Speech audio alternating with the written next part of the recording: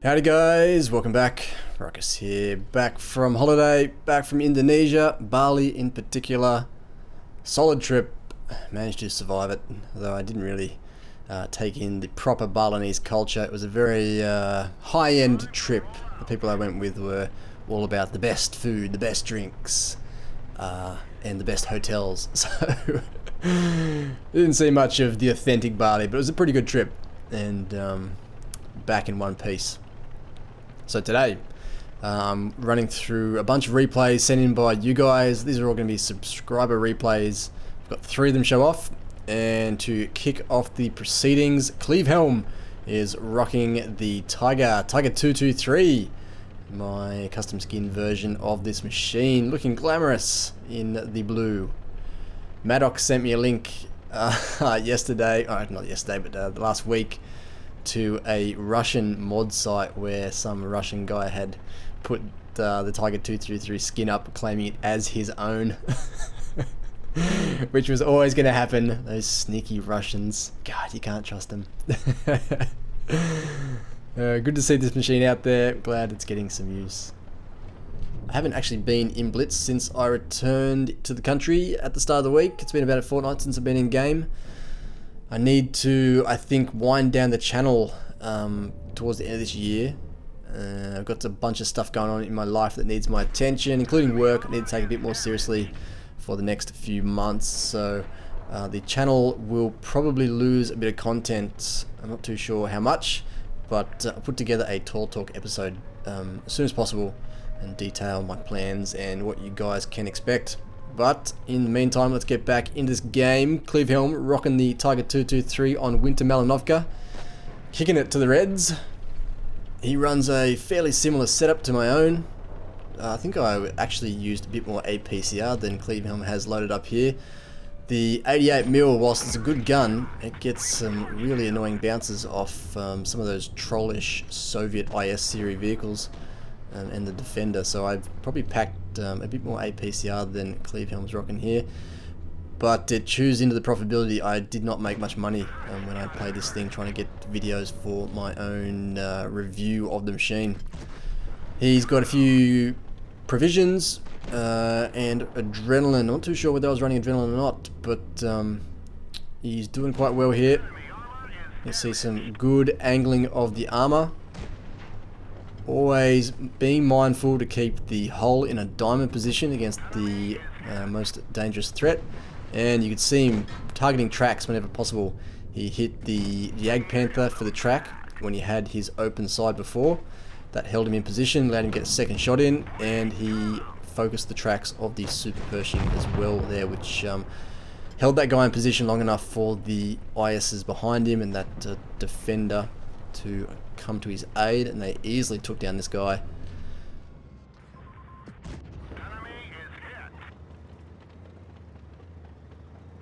Lerva next, IS-3 claims the kill, and he gets a lucky bounce from the ST-1, who he now charges in to engage. The Reds are down to just the ST-1 and Jagdpanther, and the team is looking pretty comfortable. Now we're going to see a bit of fancy driving here. There is an attempted dive kill coming up. Climbs to the top of the hill. ST1 sitting down there in the low ground. Lines it up. ST1 looks like he's targeting someone else. A little bit too late. Points for trying though. Couldn't quite track that guy in position there as he climbed up the hill, and the ST1 has decent gun depression, able to get a few more shots in. I'd say that was worth it though. Points for style. SD1 slips away, but he is probably not much of a threat now with 20 hit points left. Mindful of that Jagdpanther 2 behind him. You do not want to get hit in the arse by the 128mm on the Jagdpanther, who did just take out the Defender.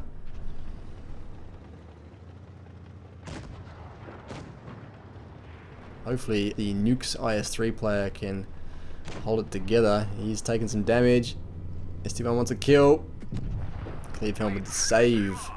Jagdpanther with just 36 hit points remaining. Unlucky to bounce the IS-3 there. Should use HE. Bang. Nice one. Good wrap up.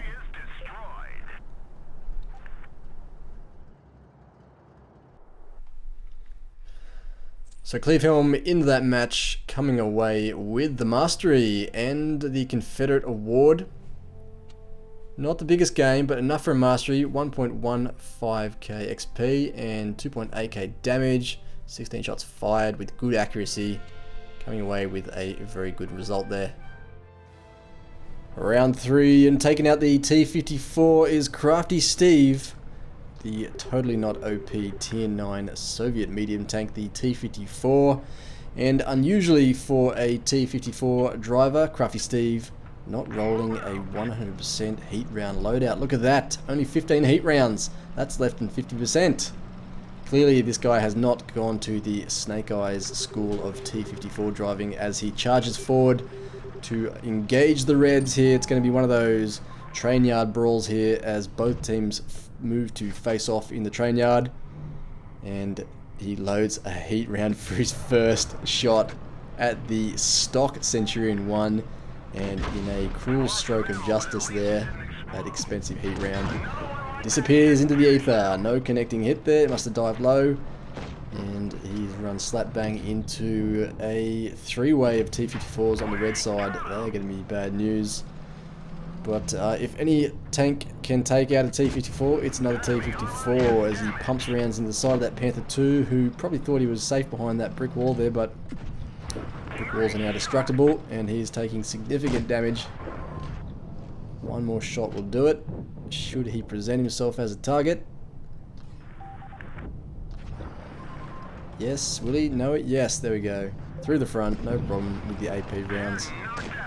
Right, swings back now to move to the middle of the train yard where all those T-54s are, and the Jagdpanther. Up the back too, there is, oh, that was a good shot.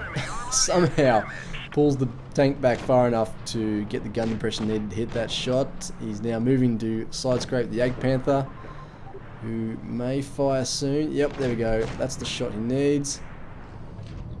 Hit that guy in the tracks, force him to use a repair kit, which he does. Do not adjust your TV sets. CraftySteve's computer seems to be having some kind of conniption fit here. The game is lagging, but he uses auto aim there to hit the Jagdpanther. It's a good use of the auto aim when you come around a corner, and sometimes, you know, the reticule sticks to the object in front of you or near you. Oh, another great snapshot. Good situational awareness there, taking out the one of the three T-54s on the red side as he flanked in deep. Team's doing alright, scores are even. Well, the Reds got left two T-54s, an Object 704, and that stock, oh, unlucky stock Centurion 7/1. He'd lined up that shot for so long, and somehow it still pulled right, hitting the train carriage. Leopard PTA there, backing out at a rapid rate of knots away from that Object 704. So teams just lining each other up. What's there to the left? Is that an IS-6? Good shot there on the Centurion. One T-54 moving deep.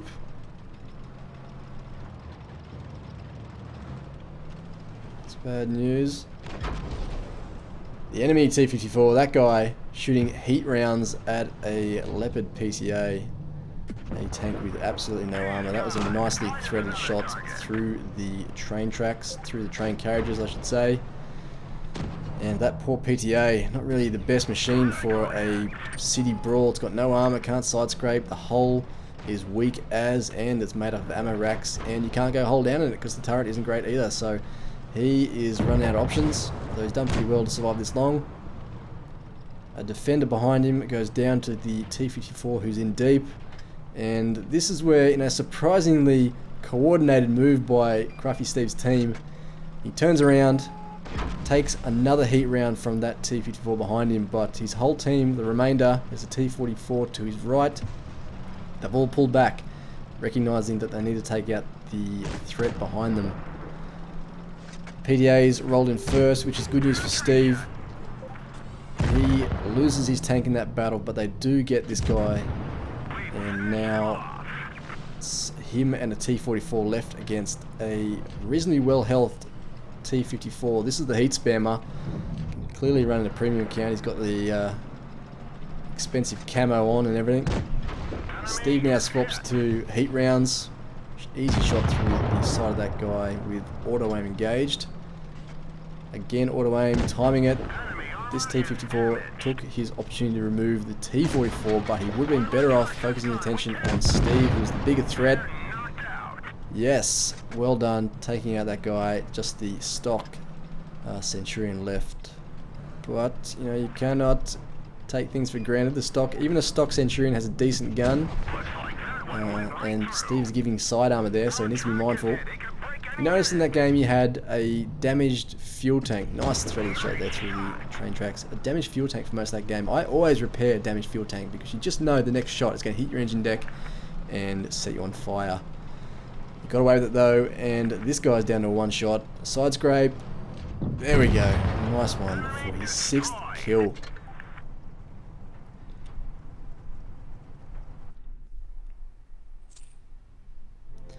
Another mastery game with the Top Gun and the Pools medal. Fantastic work. 5k damage, 1.5k XP, base XP. It's amazing. The enemy T-54, the spammer, he got 4k as well, had a good game, but I bet you that cost him a lot of money. Steve coming away with 20k profit. Fantastic.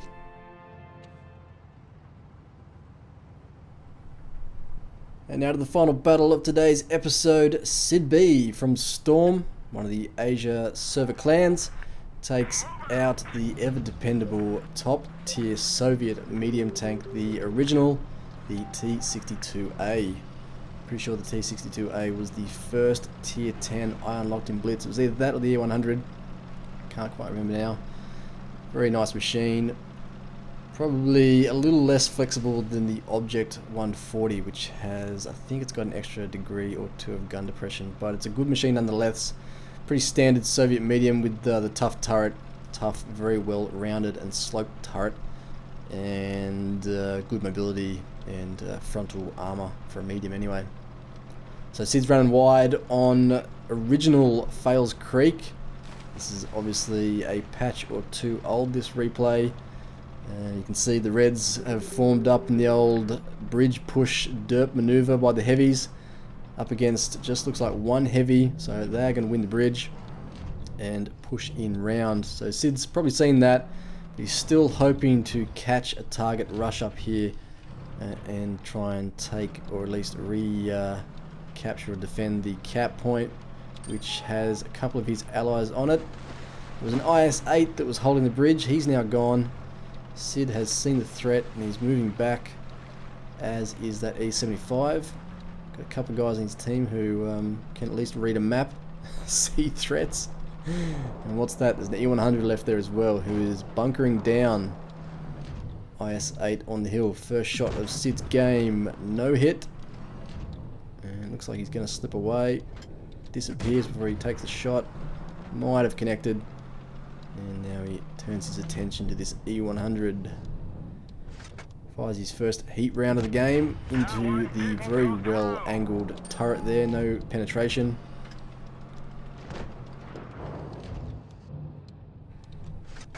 This is a better shot, no need for heat there. That was a heat round, but lower plate easily pennable by APCR. He's back to that now. Looks for the track. Nice. Track that E-100 into position. Will he repair? It doesn't appear that he will. There's a second shot. And this one will connect as well. One more should do it. No, actually, 370 hit points left. That's more than a high roll. Yep, one more. He's looking this way. Getting nervous now. Dances back and forth on the crest of the hill there. Gets the shot away, but takes a big one. About 630 damage, I read it. That would be the Object 704 looking at the map, I think. Jag Tiger's in the cap, and the Jaegeru's at the back there. It has more alpha damage anyway. So moving now to help the guys on cap. There's an IS-7 battling an IS-8 and the Jag Tiger with a T-54 there as well. But T-54 is about to suffer a severe case of the Jaegeru, taking him out in a big hit there. Jag Tiger down. Would like to remove the IS-8, who moves in for a side shot on the IS-7. That was well played. And with the E-75 looking this way, He figures, you know what, it's probably not worth risking 3 guns there for the kill, so gives his team a bit of time to move up into a position where they can help. Pulls away from the action to disappear off the Red's radar and goes looking for a surprise flanking maneuver. Object 704 takes out an ally. That's not good news. He's hoping to come up in behind the IS-8. Look out. E75, where is he? Oh, he's seen him coming. Takes a hit to the front. This could be a tricky position to be in. If that Jaegeru moves to his right, he could be in trouble, but he's hold down against the E75. Looking for the gun depression. They both bounce off each other's turret. SU-122-54 moves in. Hits him in the front. Sid gets the kill. Jaegeru's moving up. Watch out. SU-122-54. He's down. Jaegeru's got the adrenaline on, hoping to hold Sid off. And watch this, there's some excellent ammo selection here. Sid's moved to heat rounds initially, looking for the flat superstructure armor of the Jagdpanther. Second shot goes in, Jaegeru's shot misses. Here's his opportunity. Watch this, fantastic ammo selection. Moves to HE rounds, waits for his tank to flatten out, aims for the track, immediately back to APCR when he gets the tracking shot, and tucked in tidily behind him. Jaegeru now with very limited options. Can barely turn in the muddy riverbed. Maybe if he pressed Sid's T62 up against the wall, he wouldn't have the gun elevation to take the shot into his rear, but it's too little too late. Last minute he gets to the side, but Sid's got the kill. Just the E100 facing off against the Object 704. Face hugging. Object 704 shots bounces, and the E100 finishes the job. Very nicely played game, excellent ammo selection and tactical maneuvering there. Good map awareness by SydB. And that is a wrap for today's episode, guys. Thank you for watching, and thank you to you guys sending in the replays. Hope you all enjoyed it, and I'll see you soon on the next one. Peace.